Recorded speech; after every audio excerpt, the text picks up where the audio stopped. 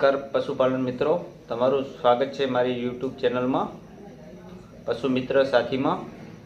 આપણે જે આજે વાત કરવા જઈ રહ્યા છે, આજનો જે આપણો મેન વિષય છે જે પશુના આંચળમાં જે ચીરા પડતા જે એમાં આપણી દેશી ભાષામાં વાઢીઓ કહેવામાં આવે છે, એની દેશી દવાની આજ આપણે તમને હું માહિતી આપીશ કે પશુને જે ચીરા પડે તો એના અંદર શું કરવાથી એરું રૂજી જાય, એનાથી સારું પરિણામ મળે।